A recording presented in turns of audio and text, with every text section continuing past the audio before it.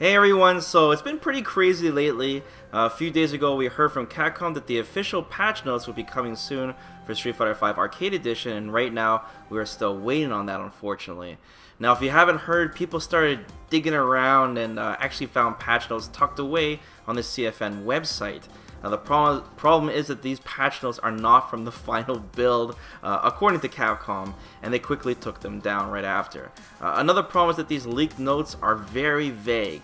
They don't really tell us much of anything. About 80% of it was hitbox and hurtbox changes for characters, but it doesn't state how they changed. So till the real notes come out officially, we will first discuss some of the universal things being changed in the game in this video. So I'm reading these translated notes from Event Hubs. If you want to check them out yourself, you can find the link in the video description below. Alright, so the first universal change listed is V-triggers within combos will now count as 2 moves instead of 1 for combo scaling purposes. So this is a pretty big change actually. V-trigger activation combos in general will now scale harder and thus do lower damage overall. So the way the combo scaling system works in Street Fighter V is the first hit will do 100% of its damage, then the second hit of the combo will do 90% of its damage, and then the third hit will do 80%, and so on. You guys get it. Now if you combo into your V trigger, you'll automatically get 1 hit of scaling tacked onto it. So for example, let's use Ryu. Let's say you do crouching hard punch and then cancel into your V trigger and then link into a standing hard kick. The way it'll work is the crouching hard punch will start off with 100% damage, and then you'll activate into V-trigger, and then the standing hard kick afterwards will do only 80% of its damage rather than 90%. So it's as if the V-trigger activation counted as a hit. So now with this change, if you combo into V-trigger, it will count as 2 scaled hits instead of 1. So using the same example, crouching hard punch with Ryu will be at 100%. And then if you activate V-trigger, the standing hard kick will be at 70% rather than 80%. So that's a lot more scaling. Now first of all, this change should lower the burst damage in the game to make rounds last a bit longer. It'll also help deal with some of the YOLO confirms that we have right now. Not have everything just depend on basically 1 hit and then all of a sudden you make a huge comeback. So for example, some characters like Nikali will just throw out a 3-frame light attack and then activate V-trigger from it, and if it lands, then boom, a huge reward with next to no risk. Now with the extra scaling, you are wasting your 100% portion, in Nikali's case his standing light punch, on a weaker attack, and then the rest of the combo will start at 70% at best. So with this change, it might be more worth it to save your V-trigger for big punishes now, or confirms in general. In terms of doing big V-trigger combos that lead into super, it'll definitely still be worth it to do, because supers can only scale as hard as 50%, so you'll still get big damage from it. This change will also benefit and encourage resets with V-trigger activations now. Characters like Urien or Manat definitely want to stray away from the long combos, unless they have lethal, of course. On the flip side, this will hurt some characters who will only get 1 activation and then the V-trigger is gone.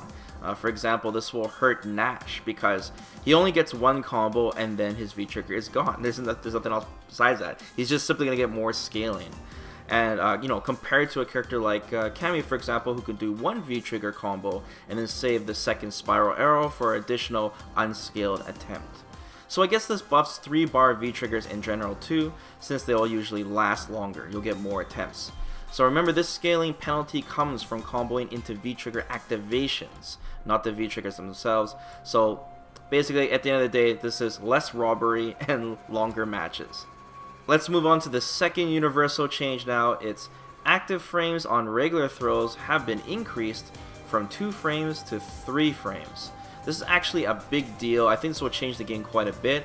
So this is kind of hard to explain. We're going to get a little technical here. But in general, this means that regular throws will be easier to time and thus land. They'll be more successful. So when you hear somebody or even yourself complain that you tried throwing someone and they jabbed you out of it, either after you knocked them down or after a tick grab? Well, part of that reason is because in Street Fighter V, even though regular throws do beat normal attacks on the same frame, there's actually 2 frames of invincibility to throws that you get when you're waking up from a knockdown. So if you try to perfectly time a throw as the opponent is getting up, you actually only have a 2-frame window where it will work if they are mashing a 3-frame light attack when they're getting up. So if you threw too early, your active frames might overlap with their throw invincibility, and if you threw a little too late, then the light attack will simply hit you. So it's hard to eyeball the timing, especially online, and if you don't have a setup. So now if you compare that to perfectly landing a normal attack that's also active for 2 frames on the opponent as they're waking up, it is much easier. In fact, if it's a medium strength normal attack, then you'll have a 4-frame window to time it right because of the priority system. So it's twice as easy as timing a throw. So changing the regular throws from 2 active frames to 3 is a 50% increase to the window of timing. Now, I just gave you guys a really small example. There's actually many more situations, and a knockdown isn't the only time the opponent will have that 2 frames of invincibility of throws as well. So this will also help tick throws in general in the game. Let's say you have an attack that's +4 on block, you can now tick throw from that. Right now you can't, you couldn't do that before. You also know sometimes when you try to tick throw someone and you accidentally hit them for whatever reason, and because you hit them you have more frame advantage, and then your throw will whiff right after when you try to tick throw from that. Well, now that should happen less because of the extra active frame that you get. Finally, if you and your opponent are in a scramble after both landing from the air, from an air-to-air attack, then you can time your throw easier too when they fall into it. So at the end of the day, with throw loops being removed in Season 3, Capcom wants to make sure that throws are still, threatening, they're still scary. And it's more intuitive too, if you think about it, because there's a 3-frame buffer window for combos, and adding that timing windows to throws as well just makes sense. So let's wrap up this video, guys. Let me know what you think of these 2 universal changes. I'm going to try to be patient and wait for the final official notes before we get crazy and start talking about the characters and such. We want to get, the big picture here. So be sure to subscribe to the channel too, guys. Of course, I'll be covering Street Fighter V AE really closely. We'll be going through all the patch notes and everything when they're finally officially released. Also, don't forget to like the video too, guys. It helps out. And yeah, till next time, guys, take care.